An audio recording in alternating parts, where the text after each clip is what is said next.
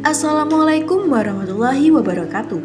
Hai semuanya, kembali lagi di channel YouTube aku, Fadila Tuzara.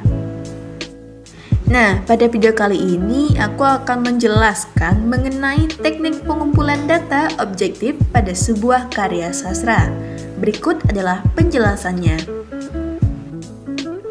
Pengertian objektif.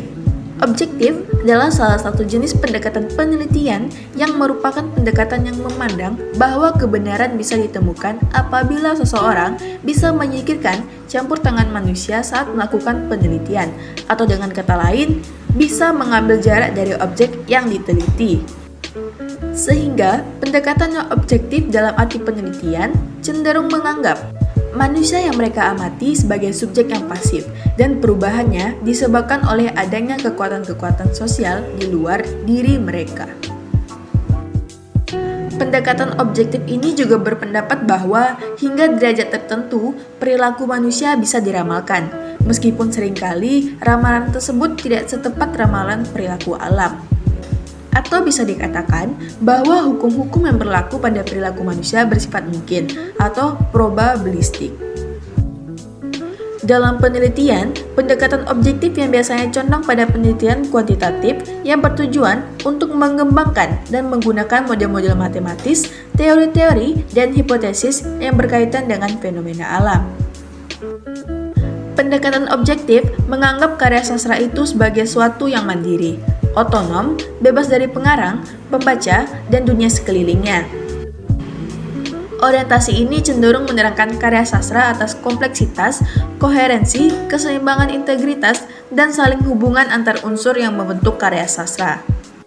Nah, menurut Semi, pendekatan struktural adalah pendekatan yang berasumsi bahwa yang dikaji dan diteliti adalah aspek-aspek yang membangun karya sastra secara objektif, haruslah berdasarkan pemahaman terhadap karya sastra itu sendiri. Pendekatan ini lebih banyak digunakan dalam bidang puisi. Tulisan ini pun bermaksud menerapkan pendekatan objektif dalam menganalisis puisi. Dalam lingkup puisi, menurut Pradopo tahun 2000 halaman 14, menguraikan bahwa karya sastra itu tak hanya merupakan satu sistem norma, melainkan terdiri dari beberapa strata norma. Masing-masing norma menimbulkan lapis norma di bawahnya. Mengacu pada pendapat Roman Ingarden, seorang filsuf asal Polandia, René Wellek dalam Pradopo menguraikan norma-norma itu, yakni 1. Lapis puisi, misalnya bunyi suara dalam kata, frase, dan kalimat. Lalu yang kedua, lapis arti, misalnya seperti dalam afonem, suku kata, frase, dan kalimat.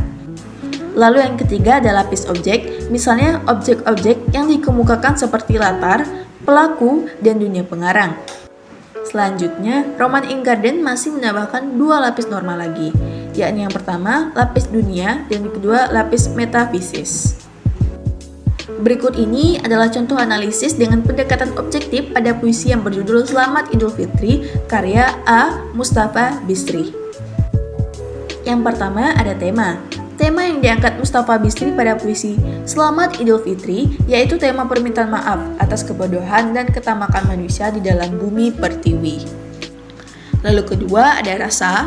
Rasa yang ada dalam puisi ini adalah rasa yang sunyi walaupun kita dapat merasakan dimensi sosial yang terkandung. Lalu yang ketiga ada nada. Nada yang muncul pada puisi Selamat Idul Fitri ini, A. Mustafa Bisri menuangkan nada yang memohon. Lalu yang keempat ada amanat.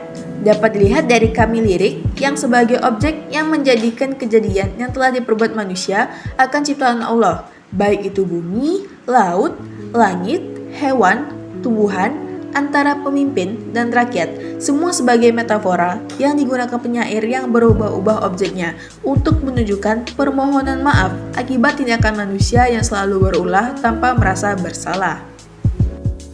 Lalu yang kelima ada perwajahan puisi atau tipografi. Tipografi puisi Selamat Idul Fitri cukup sederhana.